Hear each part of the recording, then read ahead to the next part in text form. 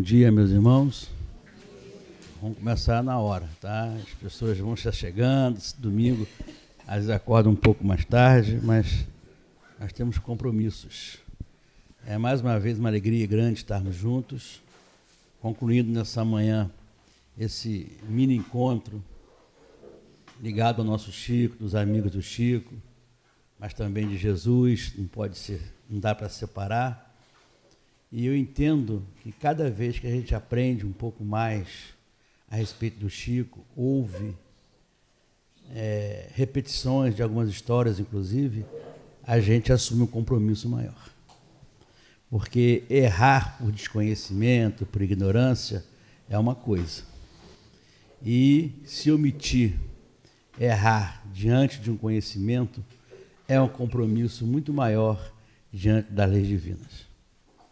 Quando o Senhor avisou, conhecereis a verdade e ela vos libertará, é um processo de evolução consciente.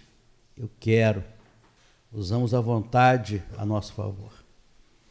E diante de tantas informações que recebemos sexta, sábado o dia inteiro e agora de manhã, cada um que participou parcialmente ou totalmente desse encontro, assume compromissos maiores.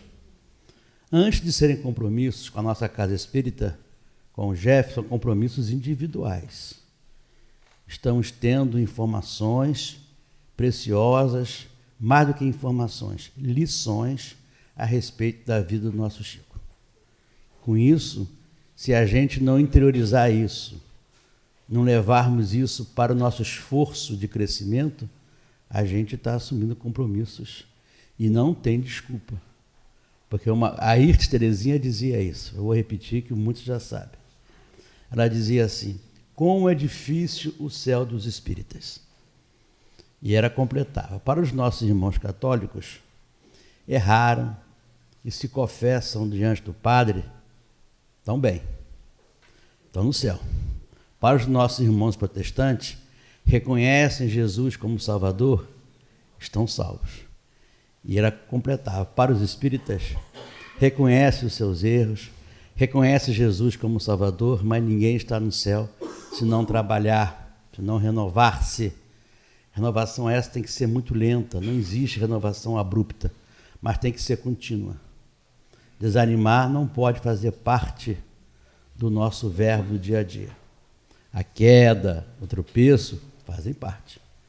Mas levantar de novo, sermos persistentes, que é quase igual teimoso, né? O persistente é quase igual teimoso. E mais uma vez o Senhor colocou: aquele que perseverar até o fim será salvo. Não nos pediu o amor, porque não somos capazes de amar ainda no sentido maior. Mas perseverar, podemos e devemos. Então vamos perseverar na causa cristã, nas informações que temos recebido do Chico, que é a tradução do Evangelho ao nosso nível, ao nível mais simples, para que possamos entender e vivenciar.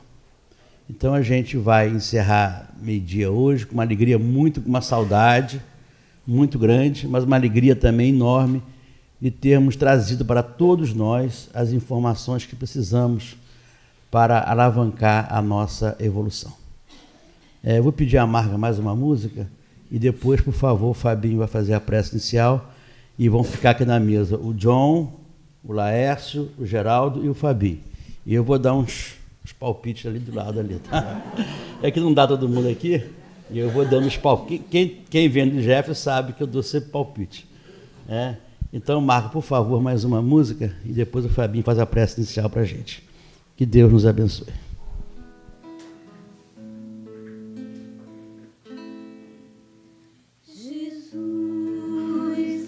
Bálsamo divino é o caminho que devemos seguir.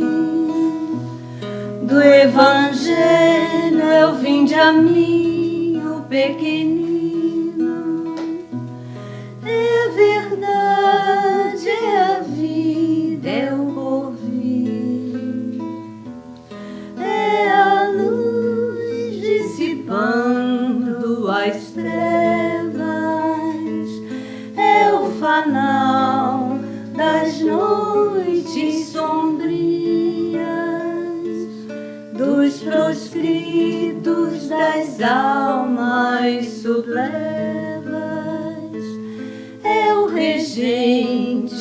celestes harmonias. Em Genizaré outrora ele pregara as tristes combalentes criaturas, ao incrédulo, ao cético despertara para as glórias do Pai nas alturas. Jesus é o bálsamo divino.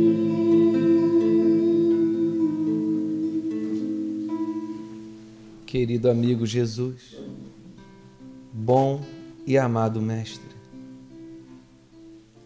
curvamos, Senhor, os nossos joelhos para te agradecer as bênçãos recebidas nesses últimos dias. Reconhecemos, Senhor, a nossa responsabilidade com o maior conhecimento, a nossa responsabilidade por tanto que recebemos. E permanecemos na nossa gratidão, no nosso reconhecimento a esses espíritos, amigos, benfeitores, queridos de nossos corações, que derramaram sobre nós as melhores energias, uma capacidade maior de compreensão do Teu Evangelho. E assumimos, Senhor, o compromisso de sermos melhores, de colocarmos em prática tudo isso que temos recebido, para que possamos um dia merecer tudo isso que temos recebido. Sê conosco, Senhor, fortaleça os nossos propósitos, fortaleça a nossa fé e ajude-nos na nossa caminhada. Que assim seja, graças a Deus. Bom dia, gente. A casa está enchendo. Domingo de manhã, povo bom de reza, hein? Que Jesus continue nos abençoando nessa manhã. Então hoje nós vamos tentar fazer aqui uma mesa retangular, onde a gente vai conversar. Então, como é que nós vamos funcionar, que nós pensamos? Nós vamos começar aqui, cada um de nós fazendo algumas considerações, sempre em torno do homenageado desses 3 dias, né? Dessa lembrança que nós estamos fazendo do nosso Chico. E vamos continuar conversando aqui e, ao mesmo tempo, recebendo, para quem gostaria de fazer perguntas, nós vamos estar recebendo as perguntas por escrito. Tem papel, né, Leonardo, lá atrás. Papel e lápis lá atrás. Vocês também podem fazer algum sinal. Faz um sinal que a Liele, o Renê lá atrás vão estar colaborando para poder alcançar o lápis e o papel. E aí vocês, por favor, podem levantar e dirigir a pergunta e entregar a pergunta para mim, e eu vou encaminhando para eles à medida que for dando a oportunidade, até juntando perguntas, se for o caso. Então, vocês sintam à vontade, seria uma maneira de interagir também. De repente, nesses dias, alguém ficou com alguma curiosidade, sintam-se à vontade para poder perguntar. Então, eu vou começar dizendo algo que eu queria ter dito ontem e eu não disse. Esqueci. São tantas coisas, esqueci de um detalhe. E aí, contando esse detalhe, eu continuo evocando Dona Elenir e o Chico. Lá agora, nessa hora, daqui a pouco, lá em Torres, numa cidadezinha próxima a Torres, a gente tem um trabalho assistencial. Eu brinco lá, a gente não tem um trabalho assistencial porque a gente, assim, não é porque a gente quer, não, porque em próximas encarnações pode ser porque a gente quer. Dessa vez é porque nós somos obrigados. Porque Dona Elenir, toda vez que eu sempre morei fora, né? Muito desde cedo. Fui fazer faculdade fora. E mamãe, se a gente ficasse 2 dias sem ligar para ela, ela ligava para a gente e falava assim: eu tenho filho ainda? 2 dias. 48 horas era o limite. Não chegava a 48. Eu tenho filho ainda. Depois dessa pergunta, se eu tenho filho ainda, a gente, claro, mãe, aquela coisa, ela perguntava assim, o que você colocou no seu baú hoje? Alguns de vocês já ouviram essa pergunta, né? Que ela não perguntava só para os filhos isso, não. O que você colocou no seu baú hoje? Então, parece que eu continuo, eu não sou médio não, mas continuo ouvindo ela me perguntar o que você colocou no baú hoje. Então, a gente é obrigado. Mas, então, nesse momento lá em Torres, daqui a pouco a gente tem o nosso trabalho essencial e, no fim, a gente faz o 30 minutos com Chico Xavier. Reúne os trabalhadores e fala um pouco do Chico. Aí o pessoal pergunta, para que esse estudo do Chico nessa hora? Eu digo, é para evocar Chico Xavier. É só para ver se ele dá uma olhadinha, né? Olhar por nós. Então, nesse espírito de evocação, rememorando os primórdios da doutrina espírita, eu quero lembrar que ontem eu contei para vocês, eu imagino que a maioria estava, mas pode ser que alguns não estavam ontem. Então, eu contei um episódio de uma viagem que a família fez, e, num dado momento, minha mãe conseguiu fazer com que o meu pai, né, e a família passassem por Uberaba. O sonho dela, isso era no ano de 73, e o sonho dela era conhecer Chico Xavier. Criada em lar espírita e sempre tendo Chico Xavier como uma referência. Mas as coisas não funcionaram, porque naquela noite Chico Xavier não apareceu porque estava num compromisso numa cidade próxima e não conseguiu retornar. Então, Chico não apareceu, minha mãe volta para casa, isso eu contei ontem aqui, voltamos para o hotel, coloca os filhos para dormir, o marido no quarto, ela vai para o banheiro, se ajoelha no banheiro e chora. Chora dizendo que perdeu a oportunidade de conhecer Chico Xavier e que nunca mais iria conhecer Chico Xavier. Não passa muito tempo, aqui em Niterói, ela recebe um telefonema no mesmo ano, alguns meses depois, perguntando se Chico poderia almoçar na casa dela, porque teve um problema com a pessoa que iria receber Chico Xavier em casa, que ele veio receber o título de cidadão fluminense, e então acabou Chico indo lá em casa. Ou seja, poucos meses depois que ela chorou no banheiro, de joelho, que nunca mais veria Chico Xavier vai lá em casa. Isso eu contei ontem. Depois o assunto foi por outro caminho, e eu esqueci de contar para vocês que alguns anos depois, na casa do Chico, em Uberaba, e o Chico tinha essa coisa, quando se fazia um breve silêncio, era difícil fazer silêncio ao redor do Chico, mas quando se fazia um breve silêncio, ele dirigia a palavra a alguém, né? Ele vinha, ele falava alguma coisa, a gente sabe que ele não falava à toa, mas dessa vez ele foi direto, quando fez aquele breve silêncio, ele falou assim, Eleni, minha filha, e pensar que tantos anos atrás você estava dizendo que nunca iria me conhecer, chorando, de joelho, e nós estamos aqui agora conversando e tal. O Chico viu aquela cena, entrou na sintonia daquela cena. Que coisa impressionante, né? Então, esse era o Chico. Dentro daquilo que a gente conversava ontem, desses planejamentos que a gente não consegue nem entender a dimensão, né? E que, como a gente dizia, todos nós estamos, de uma ou de outra maneira, envolvidos nesse planejamento. Então, essa era a minha contribuição para a gente começar, lembrando desse episódio, contando esse final. E aí eu vou passar a palavra para o Geraldinho, para ele falar o que lhe aprouver. Mas, Geraldinho, se você quiser contar para a gente como é que você conheceu o Chico, você começou a contar, mas você não contou das cartas que você escrevia para ele e tal. Se você quiser contar isso, se não, conta outra coisa.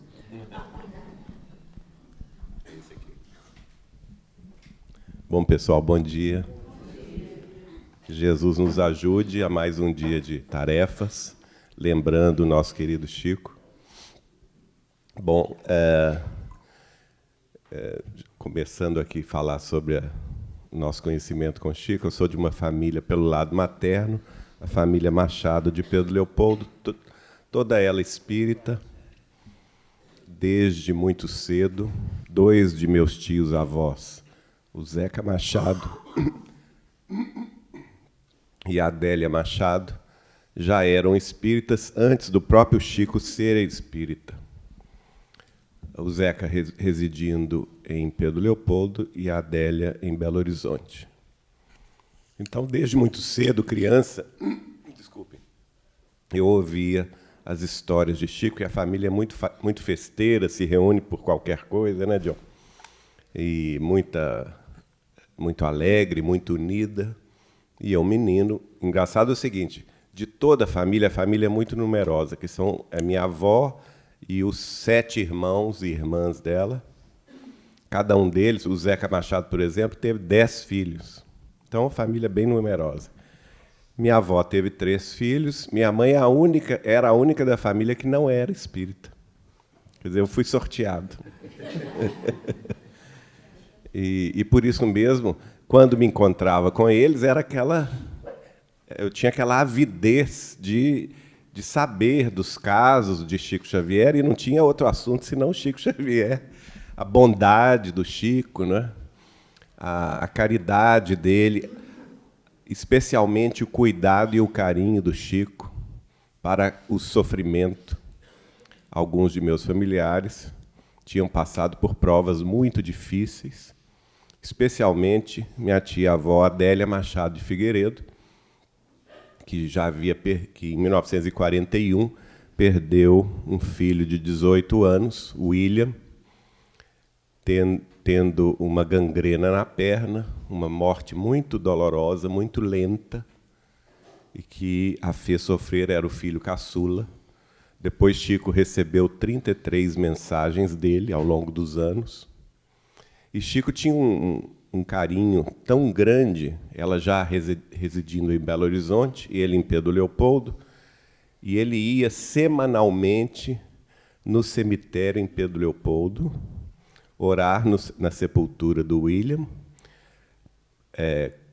Não somente cuidava das flores da sepultura, como também colhia as flores da sepultura, secava-as e fazia cartões, manuscritos e também desenhados por ele, que ele enviava para Belo Horizonte para consolar minha tia Adélia.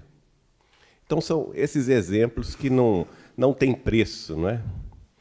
Imaginem só que Chico, já a essa altura, já era aquele homem conhecido, cheio de atribulações, cheio de compromissos, tanto profissionais na Fazenda Modelo, quanto espíritas no Centro Espírita Luiz Gonzaga. E, mesmo assim, ele arrumava tempo para isso, escrever cartas lindas, lindas. Aquela carta que o Laércio mostrou, poética, não é? Aquele dom de materializar imagens maravilhosas do seu sentimento verdadeiro de amor e fraternidade. Realmente ele tinha esse dom. Nós temos também várias dezenas, centenas de cartas para vários familiares nossos nesse sentido. Então, vocês imaginam, eu criança, minha mãe não era espírita, a família dela toda era, eu então bebia nessa fonte. Pelo lado de meu pai, família católica, apostólica, romana. Todos eles muito católicos, exceção de meu pai, que não ia à missa, não ia à igreja. Então, nós em casa, eu não tive nenhum tipo de educação religiosa. Eu não tinha nenhuma ideia de quem era Jesus. Era zero. Eu não fui nem batizado. Eu não fui nem não recebi nem a primeira comunhão, que seria o que é natural, né, dentro da tradição em Minas Gerais. E por isso mesmo fiquei encantado com esse homem diferente, que eu ouvia contar sobre ele, queria conhecê-lo pessoalmente, até que, com 14 anos de idade, eu passei a escrever pequenas cartas para ele. E eu pensava assim, ele deve ser tão ocupado, não é?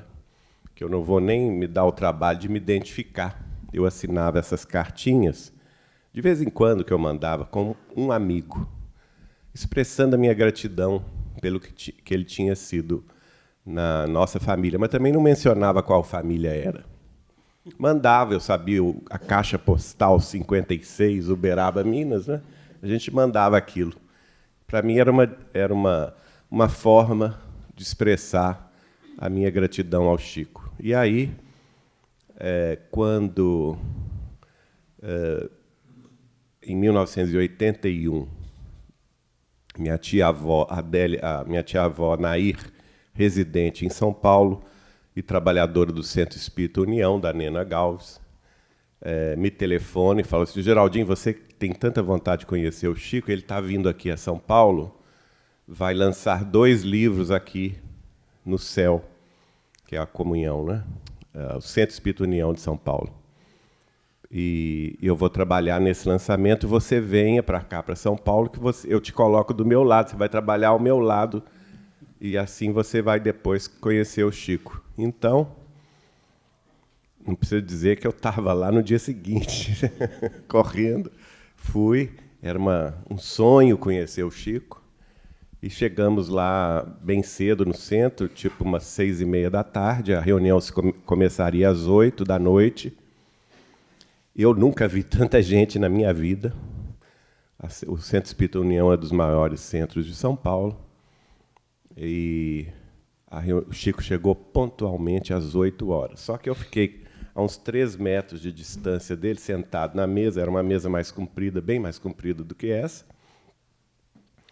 Mais ou menos aqui tinha uma abertura, na frente do Chico, uma cadeira onde ele se sentou, e eu aqui a uns 3 metros de distância, eu e Tia Nair. A gente trabalhava recebendo os livros, abrindo os livros e carimbando os livros e passando adiante, né? Colocando o papelzinho do nome da pessoa que queria o autógrafo para facilitar a tarefa para o Chico. E já daí eu fiquei muito impressionado pelo seguinte: a gente vê muito lançamento de livro, né? Com todo respeito a todo mundo que lança livros, mas a pessoa sentada, de cabeça baixa, eu sei que é muito trabalho fazer autógrafo. Às vezes a pessoa nem levanta o olho para olhar quem está pedindo um autógrafo, né? E o Chico fazia questão de se levantar para cada pessoa. Ele não ficava sentado, ele se levantava, cumprimentava a pessoa, olho no olho, sentava-se para autografar. Terminando o autógrafo, terminando o autógrafo, ele se levantava para entregar o livro. E as senhoras que estavam à direita dele estavam todas trabalhando nas rosas, que ele fazia questão e pedia a elas que, com o alicate, tirasse os espinhos das rosas. Para quê? Para que os espinhos das rosas não machucassem a mão de ninguém. E eu achei aquilo extraordinário, que era um senta, levanta, beija e abraça e conversa e ri, dá risada, porque o Chico era aquela alegria em pessoa, e senta de novo e autografa, e levanta e dá rosa. Gente, a reunião começou às 8 da noite. Quando chegou às 4 da manhã, e o Chico não parava nessa função, né? Eu, que tinha 19 anos, já estava cansado. Só de vê-lo nessa função. E aí, ele, às 4 horas da manhã, o Galves, presidente do centro, chega no ouvido de Tia Nair, que estava ao meu lado, e fala assim com ela: Nair, não para de chegar gente. Eu já mandei fechar os portões. E a Tia Nair deu uma risada e disse: você falou com o Chico isso? E ele disse: não, nós não vamos falar com o Chico, porque se falar com ele, ele não deixa. Aí a Tia Nair falou assim: vamos ver se ele não sabe, então, né? E não demorou 3 minutos, eu estou vendo o Chico já a 3 metros de distância, ele vira-se assim para nós e faz assim: Galves, meu nego, dá uma chegadinha aqui. E o Galves vai lá, e ele, no ouvido do Galves, fala assim: ô, meu nego, faça o favor de abrir os portões, porque enquanto tiver uma pessoa na fila para as nossas atividades, eu aqui estarei para abraçá-la. Que lição, né? Por isso que eu digo que a disciplina do Chico era só no início da tarefa. Não tinha hora de terminar. A hora de terminar era quando a necessidade acabava. Não é? E assim aquilo me emocionou muito, e a reunião ainda durou mais 3 horas e meia. Então, às 7h30 da manhã desse dia, 14 de outubro, para o dia 15, quer dizer, 14 foi à noite, isso já era dia 15 de outubro de 1981, já tinham só 10 pessoas na fila ali, os últimos dos moicanos. Minha tia Nair, então, me cutuca e fala assim, agora, como você trabalhou, vai ter o salário da paz. E o salário da paz, segundo o Evangelho, vai ser conhecer Chico Xavier. Vem cá que eu vou te apresentar ele. Então, nós levantamos da mesa e entramos na fila. Literalmente, eu fui dos últimos. E quando, antes dela falar o nome, não é? Chico, esse aqui, ele falou assim, Geraldinho. E eu fiquei em estado de choque, né? Eu já te esperava há algum tempo, meu filho. Agora, tem 2 coisas sobre você que eu nunca entendi. Eu fiquei congelado, né? Sem agora. Estou perdido, né? Estou perdido. Para não falar outra coisa, né? Eu fiquei literalmente congelado. E ele, então, falou assim, olha, você me escreve cartas tão lindas que me fazem tão bem, mas eu nunca entendi 2 coisas em você. Um detalhe, ninguém na minha família sabia que eu escrevia cartas para o Chico. Ninguém. Tem 2 coisas que eu nunca entendi em você. Primeiro lugar, por que você nunca as assinou? E, de fato, eu só assinava um amigo. Em segundo lugar, por que você nunca colocou o remetente para eu poder te responder? Eu não falei uma palavra, eu só chorei. De tanta emoção que aquilo me deu, né? E ele, então, muito alegre, estava também uma prima chamada Regina, a filha de Tcheraíra, a Valéria, e ele vira-se para as senhoras que estavam ao lado dele e fala assim, olha, vocês vão me desculpar, mas para os netos da Carmen, minha avó já tinha desencarnado há alguns anos, para os netos da Carmen, tinha sido colega dele do grupo escolar de Pedro Leopoldo, eu não posso dar uma rosa só. Ele pegou uma braçada de rosas, me entregou um buquê de rosas, pegou outro, entregou para minha prima Regina, e assim foi o nosso primeiro contato com Chico. Aí ele falou assim, ô meu filho, vá a Uberaba conhecer nossas tarefas, daí a 15 dias eu estava lá.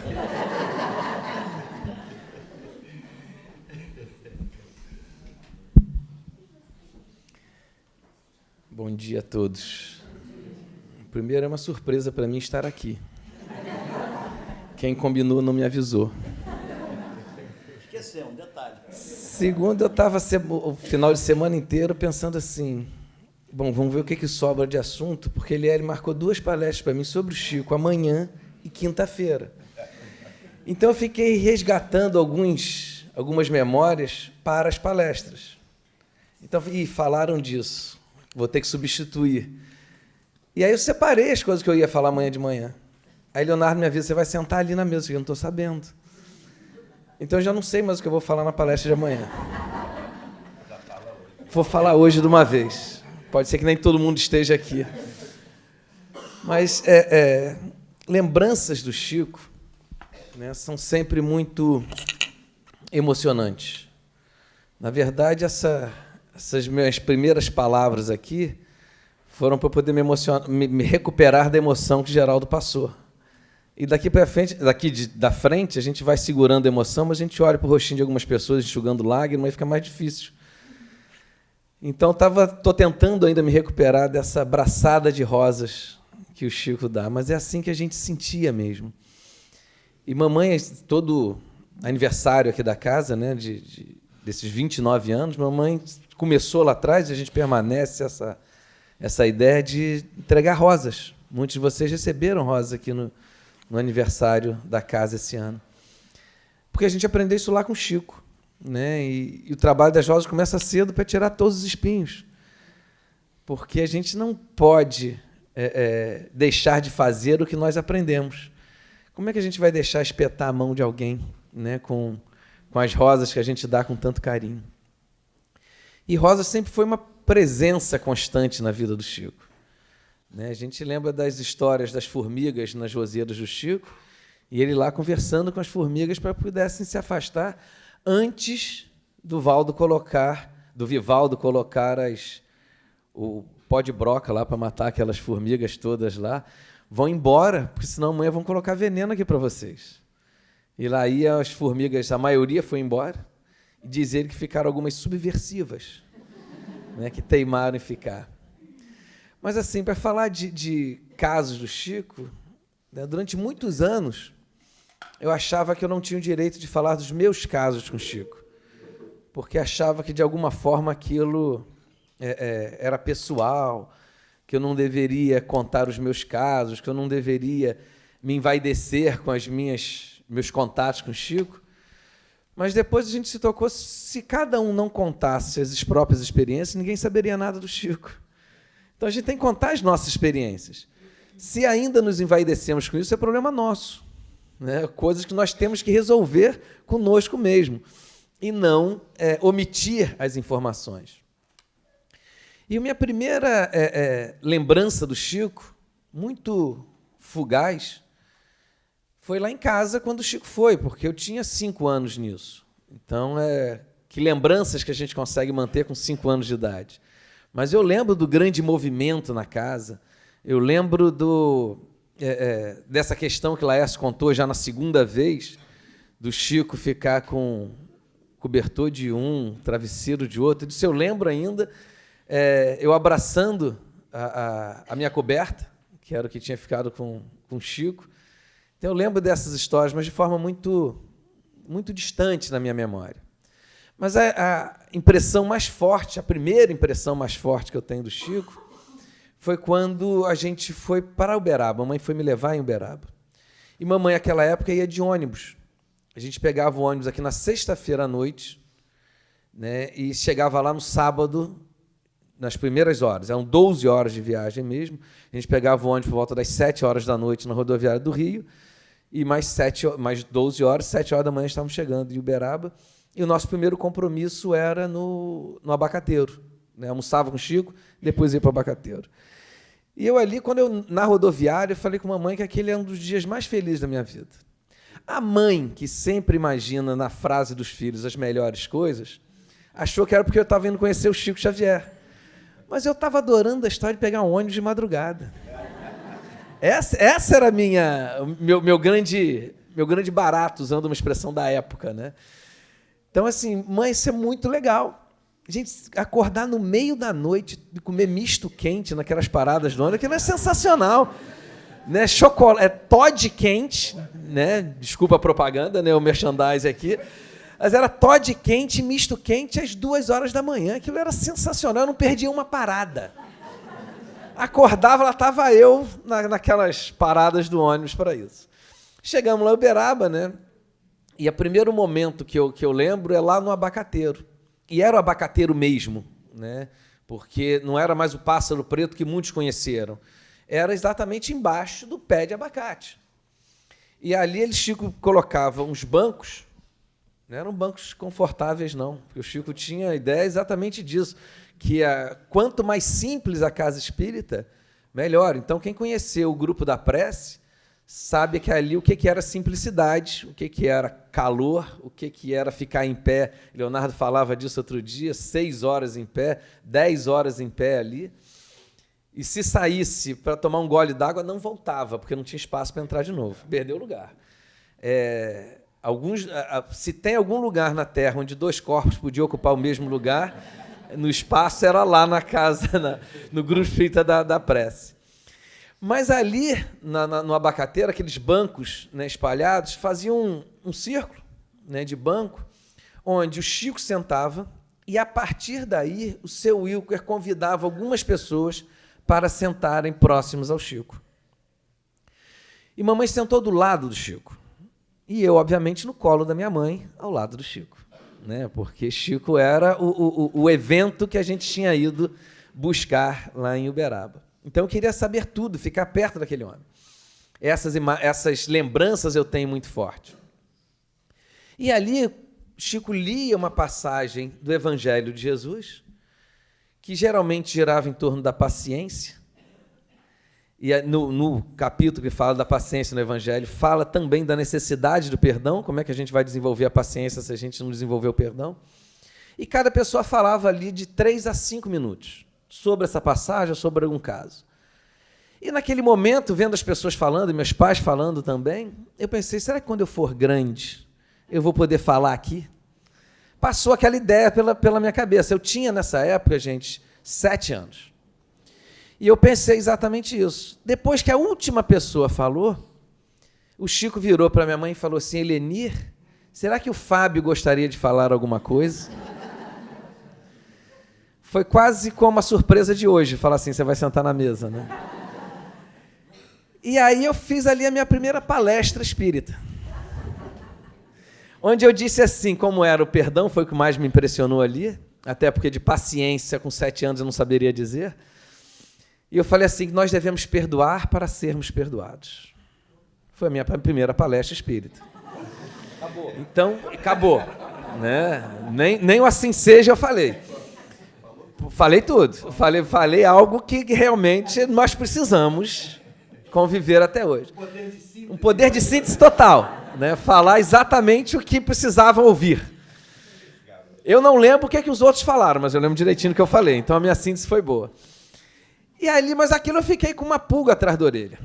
Foi feita a prece, interrompia-se ali aquele trabalho com a prece, e a gente andava algo em torno de uns 10 a 20 metros, onde o Chico se postava atrás de uma bancada, era uma madeira, com os cavaletes, onde ele ficava ali recebendo as pessoas vinham naquela fila gigante, que eu não conseguia imaginar o fim daquela fila, passavam pelo Chico, beijavam a mão do Chico, e em retribuição o Chico beijava a mão daquelas pessoas, pegava ali uma nota, que naquela época devia ser 1 cruzeiro, né, recebia aquela nota, e depois, as firmas de Jesus, e depois passava e recebia o pão, aquele compromisso desde 10 de julho de 27, que o Chico havia assumido com Isabel de Aragão, de levar os pães, né, distribuir alimento para aquelas gentes peninsulares, irmãos, né, aquelas gentes peninsulares. Então, aquilo era um compromisso que o Chico manteve a vida dele inteira. Então, as pessoas passavam, cumprimentavam o Chico, pegavam dinheiro com o Chico, seguia, pegava o pão e lá iam embora. E eu percebi que o Chico, para algumas pessoas, dava 1 cruzeiro e para outras dava 2. Gente, isso não é justo. Por que umas pessoas, e ali eu absolutamente atento a qualquer movimento, eu percebi isso e falei, isso não é justo. Por que algumas pessoas recebem 2 e outras recebem 1? E aí ele vira para a mamãe assim, né? Olha para baixo, para aquele cotoco de gente, e olha para a mamãe e diz assim, sabe, Helenir, algumas dessas senhoras estão grávidas, outras os maridos estão em casa e não puderam vir, e aí eu dou 2 cruzeiros. Aquilo me apavorou. Porque eu tive certeza que em menos de 10 minutos o Chico tinha lido meus pensamentos 2 vezes. Isso traumatiza uma criança. Geraldo fala dessas questões, e eu lembro, eu falo realmente, não é em tom de brincadeira que o traumatizou, porque depois o Chico tinha uma característica, onde eu estivesse, no meu período de infância, de criança mesmo, onde eu estivesse, ele me procurava para segurar a minha mão. Não era um mérito meu, claro que não. Mas o Chico sempre foi cercado de muito ciúme. Então, se desse a mão, se abraçasse um adulto e não abraçasse outro, aquilo seria um problema. E o Chico não podia dar 20 mãos para 20 pessoas, porque ele não tinha essa quantidade de mão. Então, o que ele fazia? Ele segurava a mão de uma criança. De criança, a gente não tem tanto ciúme assim, porque é bonitinho, está lá. Então, eu era o protetor do Chico. Alguns têm cadernos, outros têm a capacidade de proteger. Enfim, cada um faz o que pode na sua jornada pela Terra. E ali eu ficava de mão dada com o Chico, mas eu lembro, gente, quando eu dava a mão para o Chico, eu começava a rezar. Porque se ele fosse ler meu pensamento, só pegava prece. E eu lembro que eu rezava muito enquanto eu estava de mão dada com o Chico. Por isso que eu digo que era um trauma, porque eu lembro exatamente dessa sensação. Se eu pensar eu fico pensando assim, que bobagem que eu poderia pensar com 7, 8 anos de idade. Não sei, mas eu tinha pavor disso. Então eu segurava a mão do Chico e falava, se ele pegar algum pensamento meu, vai ser prece. Eu queria enganar o Chico, eu queria enrolar ele. Então isso me acompanhou durante muito tempo, dava a mão para o Chico, e aquela mão saía com cheiro de rosa tão grande. E meus irmãos e minha mãe queriam rezar, e eu não, cheirar a minha mão, e eu não queria deixar eles cheirarem a mão. Porque aí já tinha passado a pressa, então o egoísmo já tinha voltado. E eu falava assim, como é que eu vou compartilhar o cheiro do Chico com os outros? E a mão ficava muito tempo com cheiro de rosa, era algo impressionante. Então essa era a minha minhas primeiras lembranças do Chico. Era exatamente essa minha primeira palestra e esse meu primeiro contato com essa capacidade do Chico de ler pensamento, que não era fácil realmente, né? Era coisa para se pensar e se refletir, e até hoje a gente tem e vários casos desses chegaram. E depois a gente conta mais, que eu tenho que deixar alguns para segunda-feira e para quinta também. John, por favor.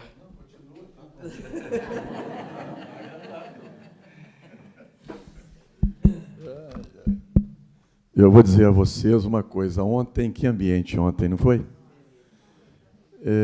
Uma casa, os irmãos, isso aí está me chamando a atenção, a afinidade da família Meireles, sem nenhuma competitividade. Cada um querendo ser mais amigo do que o outro. Olha, não me lembro de ter conversado com Helenir e Lineu, mas eles devem estar, sem nenhuma brincadeira, felizes por esse ambiente fraterno. Ontem um ambiente muito fraterno. Eu e o Geraldo estávamos conversando, um ambiente muito agradável. Aliás, falar do Chico é agradável, né? O nome, que sonoridade, né? Chico Xavier. Que sonoridade. Eu também, partindo desse início de ter conhecido o Chico, por volta dos meus 14, 15 anos, eu tive, e isso eu coloquei no primeiro trabalho, alguns sonhos recorrentes. O meu sonho com o Chico, sem nunca ter conhecido nessa existência, nos meus 14 e 15, eu sonhava que ele estava numa esquina, acenando para mim, sorrindo, como que me chamando. Eu corria para aquela esquina, ele não se encontrava mais lá. Ele estava em outra esquina. E nunca que eu conseguia encontrá-lo. E ontem eu relatei o primeiro encontro na casa da sua irmã, Cidália Xavier. O que eu lamento é de não ter aproveitado tantas oportunidades. Eu não imaginava, confesso a vocês, quem era Chico Xavier. E relatei no segundo trabalho um caso que ele me contou na sua última residência em Pedro Leopoldo, onde hoje é a casa de Chico Xavier, falando sobre o livro Nosso Lar. Isso foi falado, nós conversamos durante 1h30, somente nós dois, durante 1h30, por volta de 1984. E, na época, eu já deveria ter colocado no papel aquela descrição, porque foram muitas informações. Mas eu saí encantado, parece que eu estava pisando em nuvens. O Chico nos dizendo que quando ele estava escrevendo o capítulo Bônus Horas, ele achou que estava sendo mistificado. Não era possível aquilo, esse espírito chamado André Luiz era um farsante. E prejudicou, inclusive, o andamento da obra, interrompeu durante 15 dias. Ele me dizendo, André Luiz e Emanuel, percebendo que poderia prejudicar o andamento do trabalho, falou com ele que levaria, numa data determinada, Chico Xavier para conhecer a cidade de Nosso Lar. Posteriormente, eu vi 2 ou 3 relatos semelhantes ao que eu coloquei. E marcou um horário, quarta-feira à noite, ainda dizendo assim, dizia assim, o Chico nos dizendo, que o André Luiz e Emanuel me falaram que eu não deveria me alimentar muito, e eu me lembro, deveria deitar em decúbito dorsal, de costas para a cama, evitando qualquer estrangulamento da região do pescoço. E ainda pediu para colocar algumas almofadas debaixo do joelho, para evitar a extensão da lombar. Olha para você ver. E E aí o Chico falando, ele deslocou e aguardou os dois benfeitores. E eu naquela ingenuidade, mas você sabia que você estava desdobrado? Como eu estou conversando com você aqui agora, meu filho. Não estava entendendo, um desdobramento para ele, natural. E para nós, inusitado. Aguardou no horário determinado, e ele não soube dizer se eles caminharam ou deslizaram. Pela rua de São Sebastião, ele morava onde hoje é a funerária, saíram ali pela rua e caminharam para a rua principal, em frente à matriz principal de Pedro Leopoldo. E o André disse assim para ele, a partir de agora, você não precisa conversar com a palavra falada. Pensa que nós conversaremos. Então, deslocaram, ou deslizaram, ou caminharam, não saberia dizer, e esperaram um veículo de transporte. Gente, eu confesso a vocês uma coisa. Eu sou muito desconfiado. Se o Chico não tivesse contado este caso, eu não colocaria, eu não teria coragem. E vocês têm todo o direito de duvidar. Porque eu fiquei impressionado, e ele contando isso em detalhes. Então, esperou um veículo, e para minha surpresa, ele descrevendo, um veículo aterriza, como esses aviões, mas eu não sei como foi essa aterrissagem, ele aterriza na rua Comendador Antônio Alves. E o Chico descreveu o veículo, falando que ele tinha uma forma de um cisne. Onde eram os órgãos do cisne, eram janelas, como num avião comum, e onde estavam os olhos, era onde estavam os pilotos daquela aeronave, daquele aeróbus. Vamos colocar um aeróbus externo, porque ele descreveu um aeróbus interno na cidade. Entraram os três, com as 3 últimas vagas disponíveis, e o André pergunta mentalmente, o que aquelas pessoas estavam fazendo ali? Emanuel e André Luiz respondem que muitos iam para tratamento na cidade, sempre acompanhada por um amigo ou benfeitor, e alguns iam para instruções, e que eles seriam os últimos ali, e a nave se dirigia à cidade. Ele descreveu que o avião comum na Terra, para adquirir a altitude, ele faz um movimento mais longo. Este não, era um movimento espiralado. A sensação que ele teve é que fazia esse movimento. Mas aí eu perguntei lá fora, falei, não dava para ver, apesar das janelas. E ele disse que esta viagem, na impressão dele, durou por volta de 40 minutos. De Pedro Leopoldo à cidade de Nosso Lar, a impressão dele. E que, de repente, sabe quando a gente pega um pato de plástico, afunda ele na água e solta, ele sobe e depois se acomoda? Ele teve essa sensação. Quando ele olhou na janela, era água. O que parece incrível, e o André Luiz, ele usa o mar do oxigênio.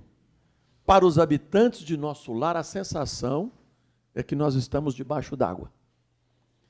E várias vezes nas obras, inclusive no livro Os Mensageiros, o André descrevendo que os encarnados é como se fossem aqueles personagens usando aquelas antigas roupas de mergulho, escafandro, pesadas, lentas, caminhando no fundo dos oceanos. Então se acomodou, e este objeto, vou chamar desse aeróbus, esse objeto, deslocou na horizontal por volta de 1 quilômetro e parou num porto, onde o comandante desse transporte disse assim, a partir de 1h30, todos aqui novamente para o retorno. Então, cada um com as suas tarefas. Antes de entrar na cidade, ele fez uma observação que o André também já coloca isso em livro. As plantas da cidade, antes da entrada, antes do muro, daquele muro, as plantas, elas irradiavam luz. As árvores irradiavam luz. E aí diz o André, ou Emanuel, que durante o dia absorvem a luz solar e durante a noite emitem luz. Imagina que jogo de luz. Numa colônia na periferia do umbral, né? O nosso lar é uma colônia na periferia do umbral. E o André disse, ou o Emmanuel, eu não saberia dizer agora, depois de tanto tempo, que o Chico não teria autorização para visitar a governadoria, que era a parte central daquela cidade. Ele só teria permissão para ir numa chamada que nós chamaremos aqui de zona hospitalar, no Ministério da Regeneração, no Santuário da Bênção, que era um dos hospitais, uma das alas lá desse quarteirão hospitalar. E ele, quando ele entrou nesse hospital, além de ver muitos doentes, ele observou uma coisa curiosa, a lâmpada. Ela tinha um formato de coração. E ele pergunta mentalmente por quê? Durante todos os dias, às 18 horas, os enfermos que não poderiam partilhar daquela oração coletiva, todos os dias às 18 horas, recebiam os passes, as vibrações através desta lâmpada. Vou chamar de uma lâmpada. E aí o André explicou o processo do bônus horas, a cada hora trabalhada, um bônus adquirido, explicou a estrutura da cidade e retornaram.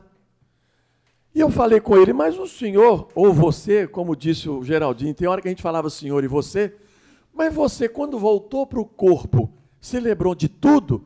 Como eu estou te dizendo aqui, meu filho. Isso aconteceu por volta de no início da década de 40, 42, 43. E é curioso, né? Os desdobramentos, a gente não esquece, né? Diferente do sonho comum. Então, isso me chamou muito a atenção e eu volto àquela pergunta, que homem é este? Que leitura é essa? E, naturalmente, ele deve ter observado muitas coisas que ele não poderia nos dizer. O que eu lamento é de, naquela época, vocês viram as bobagens que eu cometi ontem com Chico Xavier, eu não imaginava.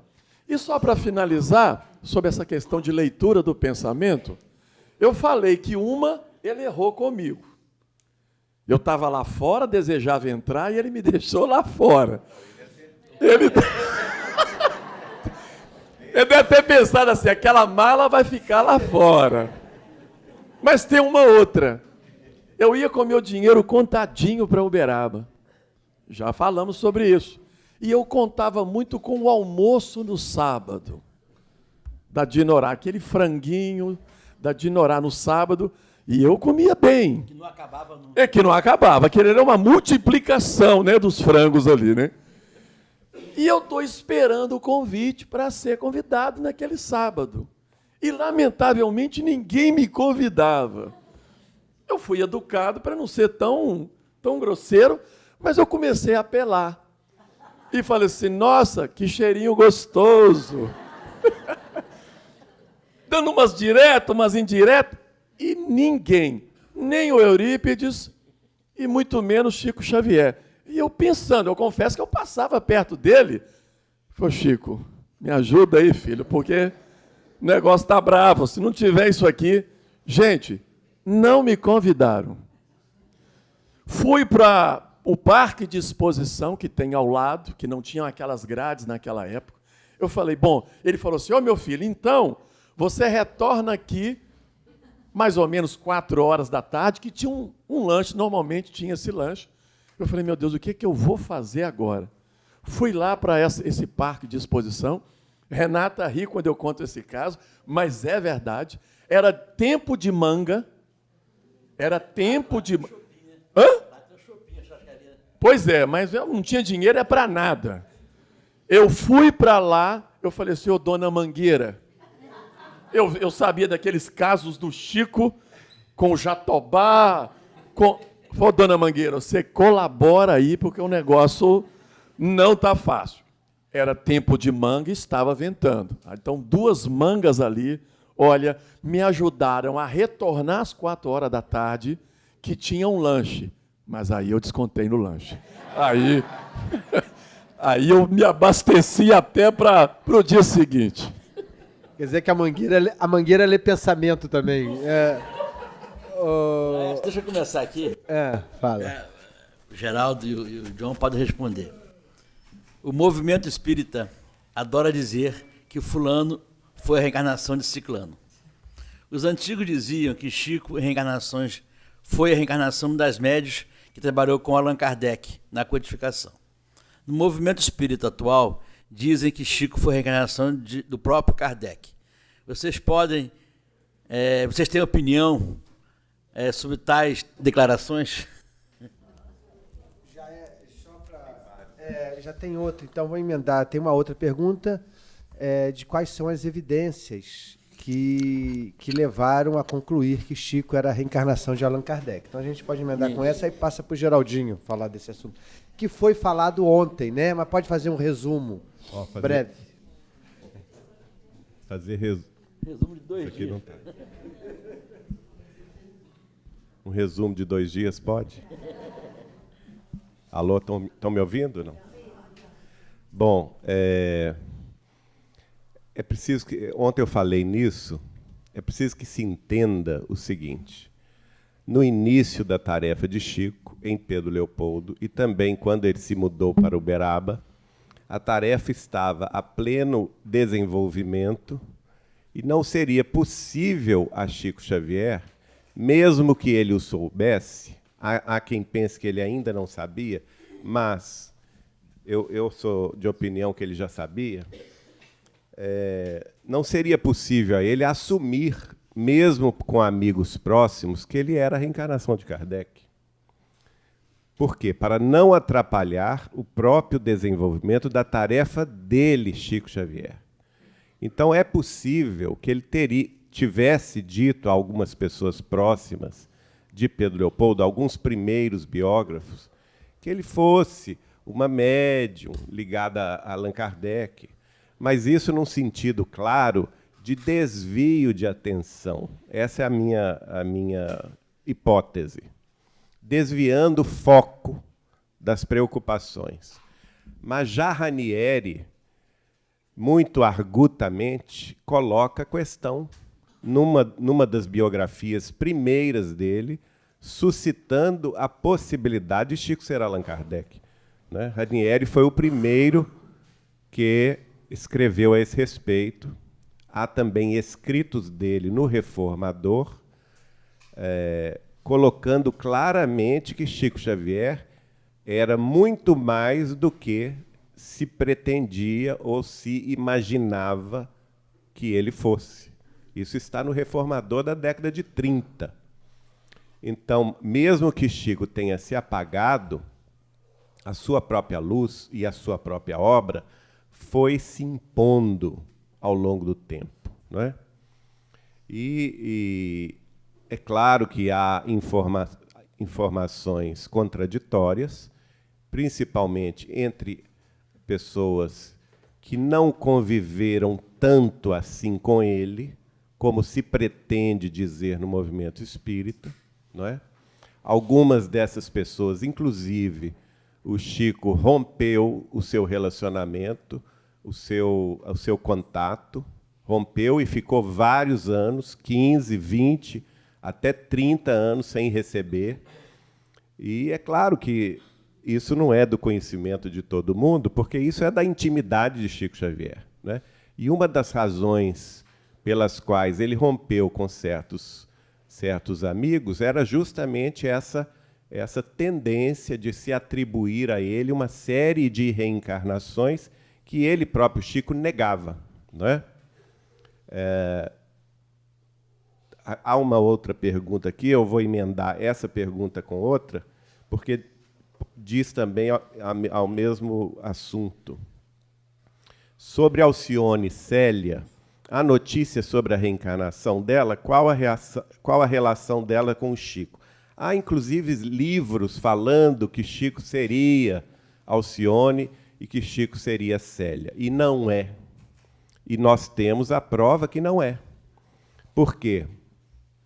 Porque nos guardados que eu mencionei ontem da família Joviano, se revela, né, nas psicografias do próprio Chico Xavier, se revela que o espírito de Célia é o mesmo espírito de Alcione. Não é?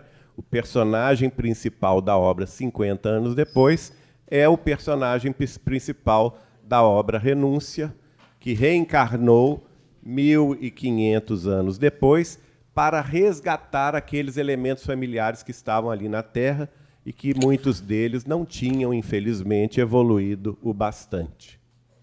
Pois bem, em 1949, isso está no livro Sementeira de Luz, e está também no livro Colheita do Bem, tem aí na livraria, o próprio espírito de Neio Lúcio vai dizer, em algumas ocasiões, 3 ou 4 ocasiões, o seguinte, que, numa das mensagens, ele diz: eu estou me preparando, ele, Neio Lúcio, nos 50 anos depois, qual a relação dele com Célia?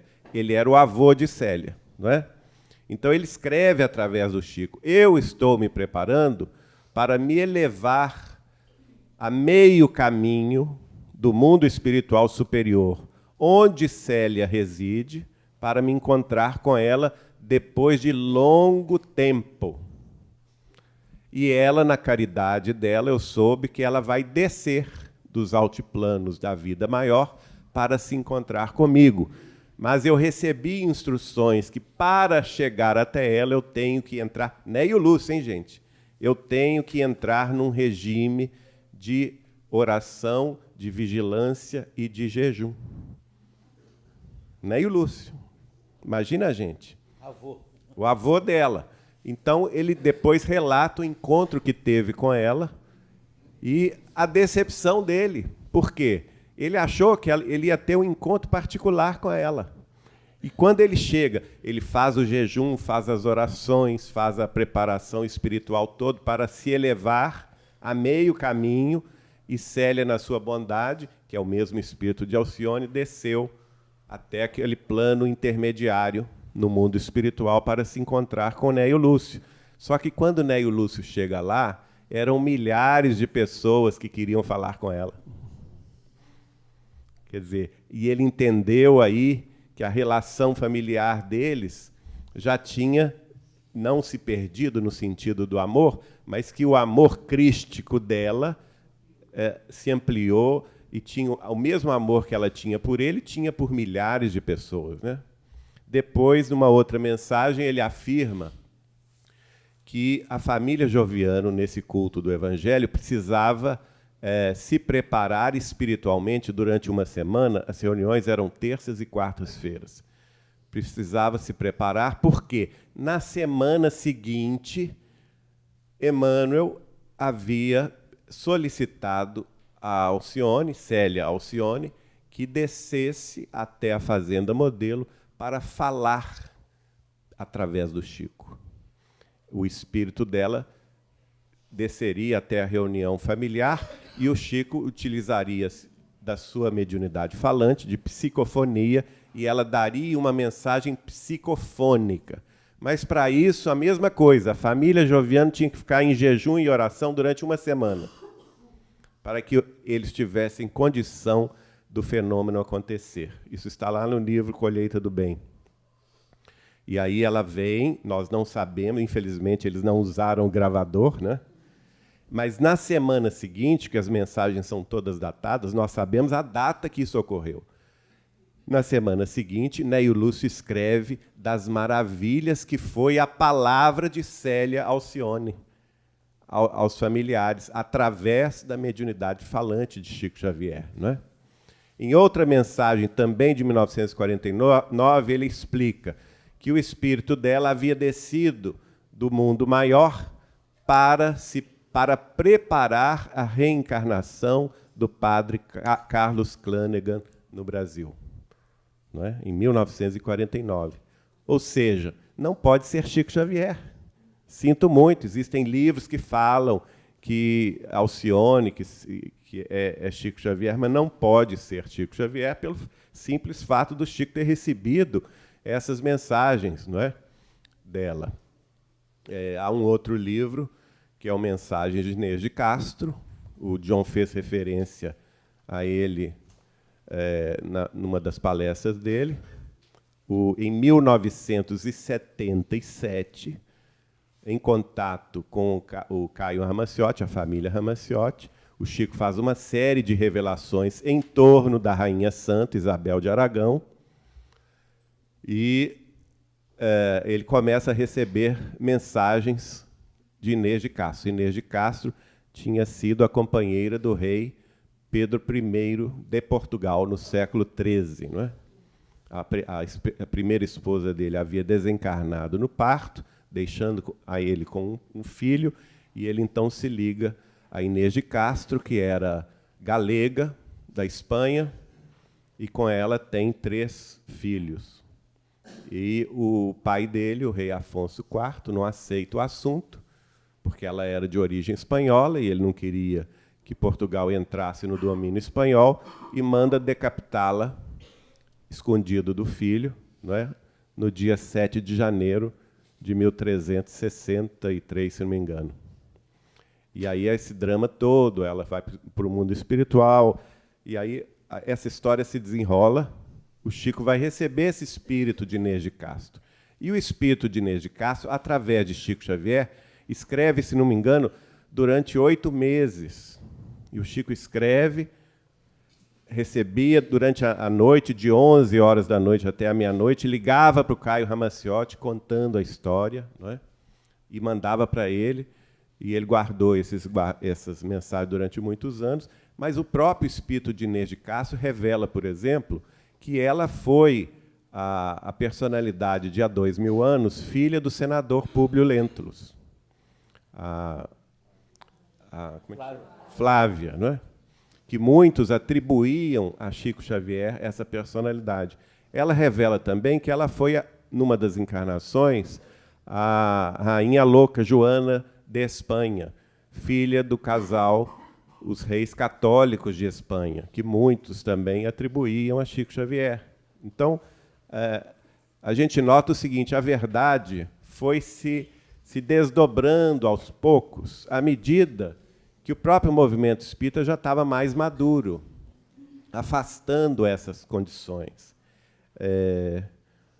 Outros chegaram, inclusive, a dizer que Chico seria a Caroline Baudin, uma das médiuns de Kardec, e o próprio espírito de Inês de Castro revela que a última encarnação dela foi como Caroline Baudin, médium de Allan Kardec, onde ela vamos dizer assim, se redimiu diante do passado. E está claro no livro Mensagens de Inês de Castro que Inês de Castro, que é Caroline Baudin, que é Joana Louca, que é Flávia Lentulus, está na espiritualidade assessorando Isabel de Aragão durante o século XX. Isso está claro. Então, não há como atribuir a Chico Xavier essas personalidades. A minha conclusão é a seguinte: o Chico pode até ter dito alguma coisa no passado para desviar o foco da atenção sobre ele, diminuir a sua própria importância diante do movimento espírita, mas a verdade é o seguinte: a partir de 1972, o foco foi sendo mudado. Eu contei o caso de Peralva, não é? Peralva veio escrever um artigo dizendo que Chico era Kardec e ia publicar no Espírita Mineiro, com a autorização da presidente da União Espírita Mineira, dona Neném Aluoto. O Chico liga para ele, meia-noite, pede a ele que não publique em 1972, e ainda afirma que o Emmanuel estava ao lado dele, dizendo que este assunto viria mais tarde. Quer dizer, não era a hora. Né? O movimento espírita não estava amadurecido o suficiente para ter essa revelação. Nesta mesma época, o jornalista espírita Fernando Vormer, de Guaíba, Rio Grande do Sul, já tinha afirmado em artigo isto, que Chico era Kardec. Inclusive, ele afirma no livro A Ponte que a obra de Chico Xavier era a perfeita complementação da obra da codificação de Allan Kardec, não é? No livro A Ponte ele afirma isso. Então, 20 anos depois, de 1972, 1992, finalmente, para nós que convivíamos efetivamente com Chico Xavier, todos nós tivemos a confirmação dele, de uma forma ou de outra, que ele era Kardec. Mas, em 92, a obra já estava concluída. Ele já estava, vamos dizer assim, relaxado nesse aspecto de que a obra estava já concluída. Tanto é que ele próprio, Chico Xavier, autoriza Adelino da Silveira, seu grande amigo de Mirassol, São Paulo, a publicar o livro Kardec Prossegue. É o primeiro livro com esse tema, não é? A partir daí nós temos, vou citar só mais 2 livros que estudam, que a pessoa pergunta aqui, onde ver subsídios que confirmam essa tese. Olha, os subsídios são muito grandes e as informações são muito grandes. Nós temos o livro A Reencarnação, Chico Xavier, A Reencarnação de Allan Kardec, de Carlos Bacelli. Nós temos o extraordinário livro do Weimar Muniz de Oliveira, que foi presidente da Federação Espírita do Estado de Goiás e presidente da Associação Brasileira de Magistrados Espíritas, ABRAME. Ele publicou um livro em 2006, cujo título é A Volta de Allan Kardec. Mais recentemente, o nosso querido pesquisador Nuno Emanuel, que está aqui, de Portugal, tem trazido para nós artigos extraordinários, mostrando, por exemplo, mensagens que vieram, que estão lá no Reformador, 1909, 1910, confirmando que Kardec tinha reencarnado no Brasil, mensagens que foram recebidas na sede da Federação Espírita Brasileira, no Rio de Janeiro. Né? A médium Aura Celeste, por exemplo, recebe 2 grandes mensagens, uma em 1927, dizendo que Kardec já tinha começado o trabalho, e outra confirmando que Kardec já estava em pleno trabalho em 1947.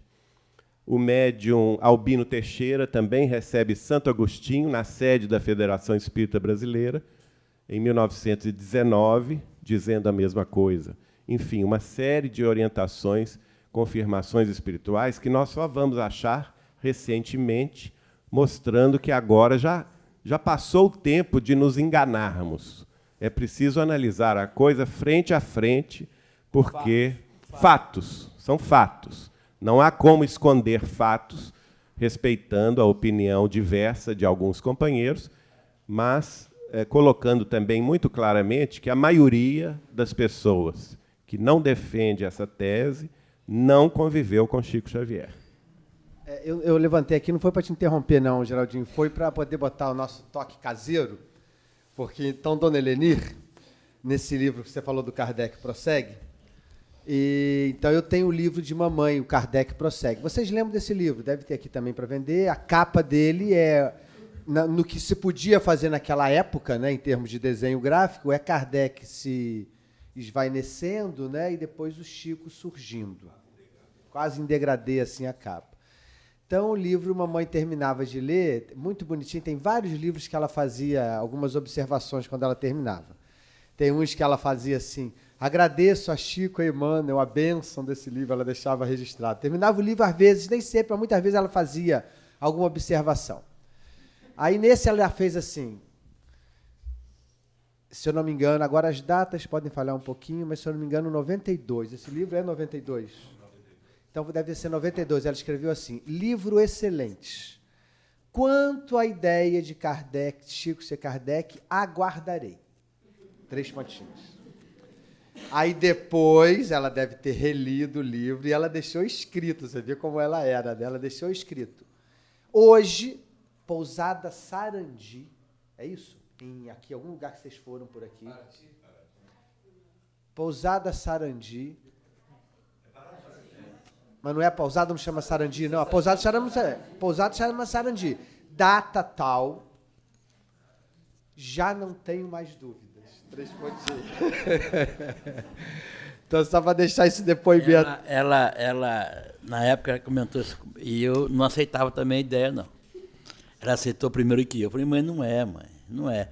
E aí sai na Folha Espírita, Dona Marlene? Isso. A Dona Marlene Nobre, uma reportagem na página central, pegava os dois. Porque, Dona Marlene escreveu um artigo imenso, porque ela acreditava, tinha certeza, de que Chico era Kardec. Eu estava deitado na cama dela, assim, no horário, esperando o almoço, era um dia de semana, e ela me entregou com uma cara assim, que ela fazia muito característica, leia isso aqui. E aí eu li. E quando acabei de ler, eu passei a ter convicção. Da dúvida total à convicção. Aí ela vem aí, eu falei, mãe, não tem jeito, é Kardec. E aí, a partir daí... Combinado que você tinha com a mamãe. Ah, sim. A gente, nessa conversa entre de mãe e filho, sobre isso aí e outras coisas mais, e tinha algumas coisas que eu falava assim, você não pode falar isso em público. Você fica quieto, você não vai aguentar a carga que vão emitir sobre de você. E eu ficava quieto. Mas aí um dia a gente falou assim, mãe, quem desencarnar primeiro, confirma com o outro isso. Confirma com o outro. Chico Kardec. Chico sendo Kardec. E passa-se talvez aí uns 8 ou 10 anos, e ela veio desencarnar. E uns 4 meses depois que ela tinha desencarnado, ela aparece na reunião mediúnica, muito bem, já em função do que a gente viu ela desencarnada, do aspecto, e ela olha para mim e fala assim, Eu fiquei assim, numa fração de segundos, assim, é o quê? Eu não estou entendendo o que é. Aí eu me lembrei. Ela deve ter pensado, né? E eu me lembrei. Aí eu dei um sorriso e ela também deu. Então eu não tenho dúvida, tá? A gente aqui no GEF, a gente fala abertamente com vocês há muito tempo isso. Respeitamos quem não concorda, só que eu nunca vi um argumento lógico para quem não concorda. Não é porque não é, mas por que não é? Exatamente. Se Kardec, em 1910, né, na Obras Póstumas, fala isso. Tem uma coisa que eu quero dizer, é o seguinte, é preciso dizer isso em público. A partir de 92, gente, quando Adelino publica o livro Kardec Prossegue, o próprio Chico passa a divulgar o livro, autografar o livro para os amigos. Eu, pessoalmente, recebi 2 livros, um pelo correio e ontem eu contei, quando eu fui a Uberaba, perguntar a ele provoca o assunto, confirma o assunto, ainda pega outro livro para me autografar. John recebeu um em casa. Vários amigos, o Nuno até fez uma pesquisa, nós já temos aí talvez umas 15 dedicatórias, pessoas do Brasil inteiro que receberam o livro. E não somente isso, o médium Antônio Baduí Filho, de Ituiutaba, grande personalidade espírita, que recebe até hoje o espírito de André Luiz e de Hilário Silva, confirmado, inclusive, pelo Chico. O Chico sempre divulgou as mensagens que ele recebe de André Luiz e Hilário Silva, a partir de meados da década de 90, nas cometrins, confraternizações das mocidades e madurezas espíritas do Triângulo Mineiro, recebeu aí talvez umas 5 mensagens desses espíritos afirmando que Chico é Kardec. E o que aconteceu? O próprio Chico mandou imprimir essas mensagens e distribuía fartamente essas mensagens no Grupo Espírita da Prece na década de 90. Não é? Foi o próprio Chico que autorizou, por exemplo, a União Espírita Mineira, na época dirigida pela nossa querida Neném Eloto e depois pelo Pedro Valente da Cunha, a fazer publicar essas mensagens no jornal Espírita Mineiro. O Chico encarnado ainda, não é? E a mesma coisa aconteceu, foi o próprio Chico quem incentivou a Marlene Nobre a publicar essas mensagens na Folha Espírita e incentivou o Weimar Muniz de Oliveira a fazer também publicações dessas mensagens na revista Goiás Espírita. E não somente isso.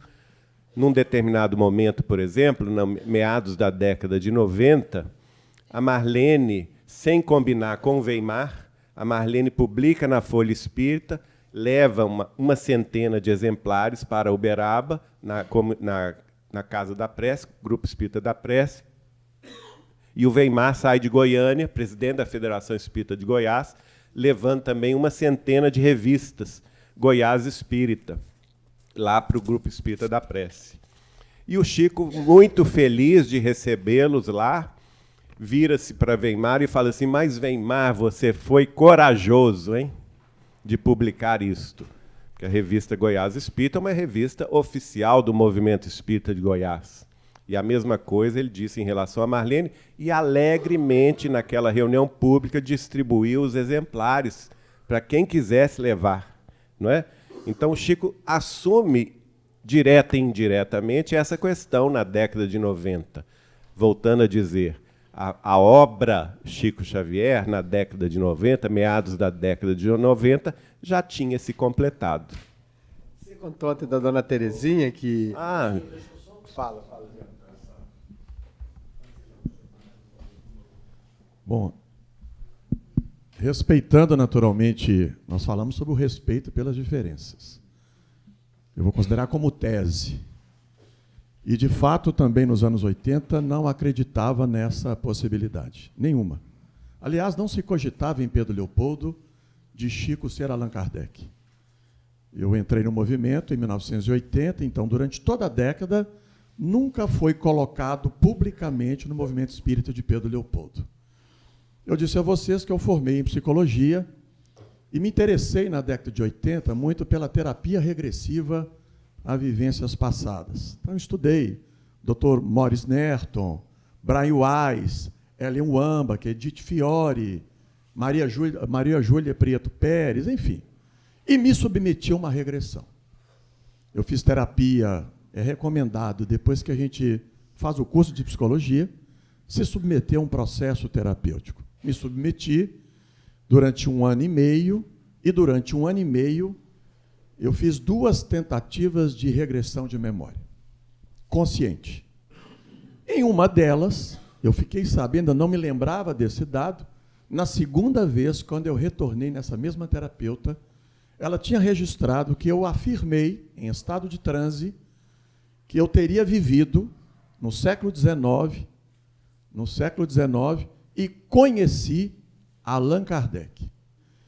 A sensação que eu tive é que eu era um espírita experimentador na classificação do Livro dos Médiuns. Só adorava o fenômeno. Só as reuniões de materializações, mesas girantes. É tão curioso que na vida atual eu sempre desejei participar de reuniões de materializações. Participei apenas de uma. Essa informação ficou.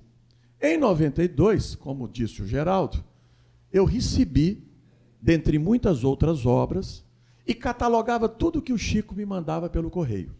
É diferente de eu chegar com um livro e pedir a ele para autografar, não é? Ô Chico, autografa para mim esse livro? Eu não pedi. Ele me manda o livro Kardec Prossegue. 1 para mim e 2 para minha mãe. Fui ler a obra, eu falei, não é possível. Ele está dizendo que ele é Kardec. Vocês já viram como eu era naquela época. Vou perguntar. Para que eu fui fazer a pergunta? Porque o homem ficou muito contrariado. Primeira vez que eu fui a Uberaba, falou, Chico, posso te fazer uma pergunta? Eu falei, meu filho, pode. Dizem que você fica muito chateado com a pergunta. Eu falei, não, meu filho, pode fazer. Você é Kardec? Ô, gente, ele tinha um movimento com a boca, a mão aqui, um movimento com a boca, muda de assunto se não sobrava alguma coisa para a gente. Ele não disse nem que sim, nem que não. Tive que mudar rapidamente, mesmo porque eu não conversava muitos assuntos doutrinários com Chico. Era o trivial, era o cotidiano.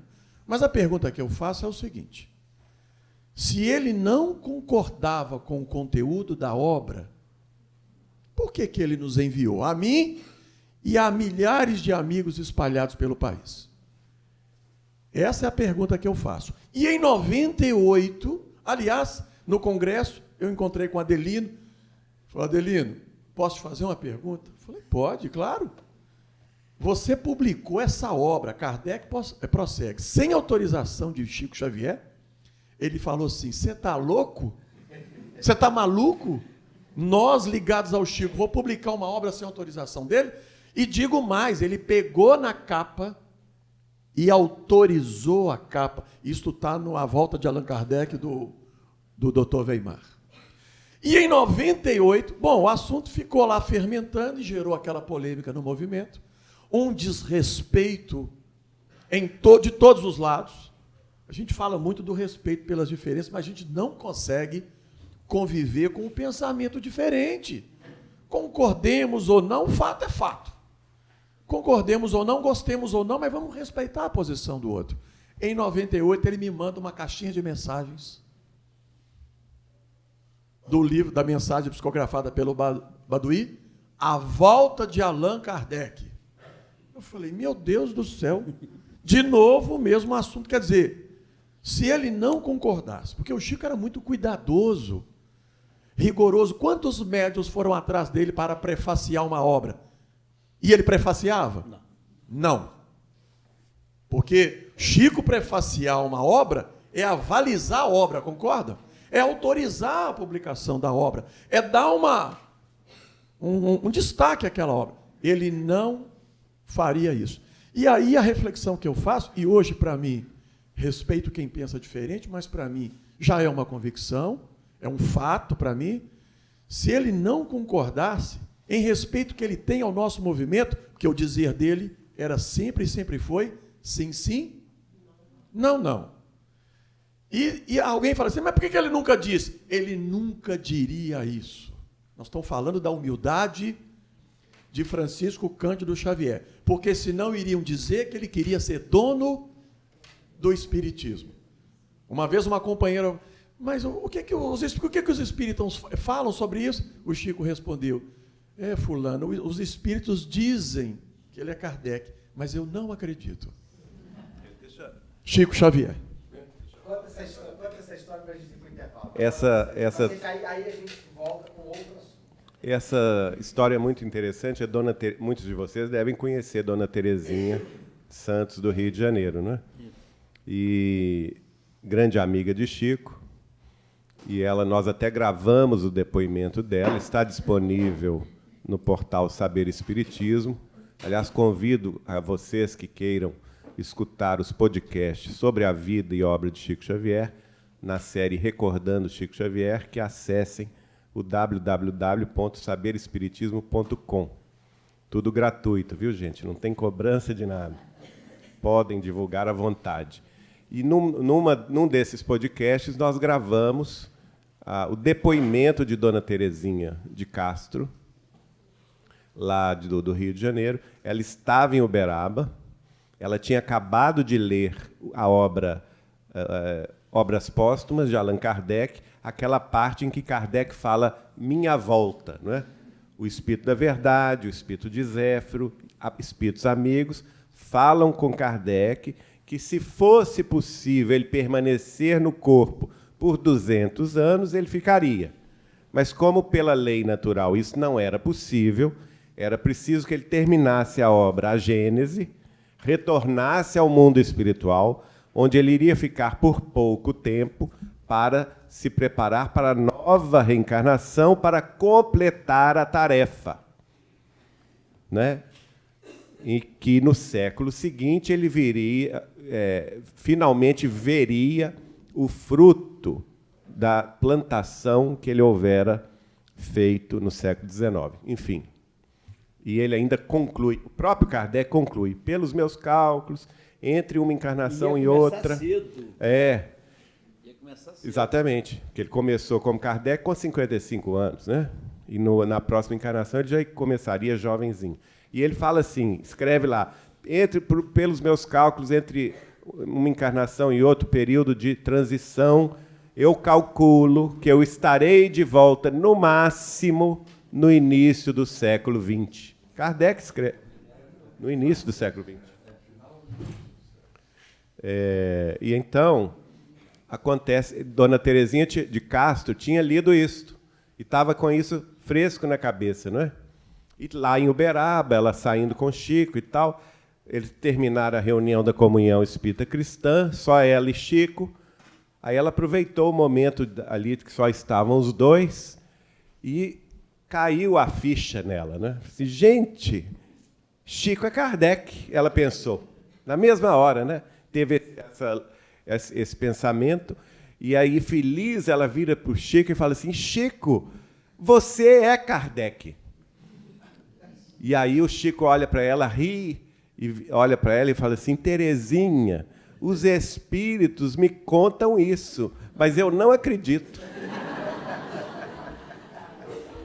Fantástico, né, gente? O Chico é assim, um mestre quando ele quer nos mostrar a humildade dele. Os espíritos, quer dizer que os espíritos falam com ele que ele é Kardec, não é? Olha só, uma situação, ela deu esse testemunho e nós, inclusive, passamos o áudio da voz dela no encontro dos amigos de Chico Xavier de Goiânia, não é? Onde falamos sobre esse assunto. Então, é bastante interessante tudo isso. Voltando a dizer que é uma questão... Muita gente fala assim, mas o que interessa isso? Se não interessasse, o próprio codificador não tinha colocado na Obras Póstumas, né? Claro que não foi ele que publicou Obras Póstumas, mas ele fez as anotações que depois viraram livro. E tem uma outra questão, que é a seguinte. Nós, espíritas, os católicos não vão estudar a reencarnação. Vão. A reencarnação não faz parte dos conhecimentos da doutrina católica. Os protestantes haverão de estudar a reencarnação? Não. Eles são contra essa ideia. Os judeus o farão? Também não. Então, quais as doutrinas na Terra que falam de reencarnação? Então, é o budismo, o hinduísmo, e no Ocidente, qual é? O espiritismo. Um dos princípios básicos da doutrina espírita é a lei da reencarnação, a pluralidade das vidas sucessivas. Ora, então nós não podemos ter o direito de estudar um caso de reencarnação que é o do próprio codificador? Fica a pergunta.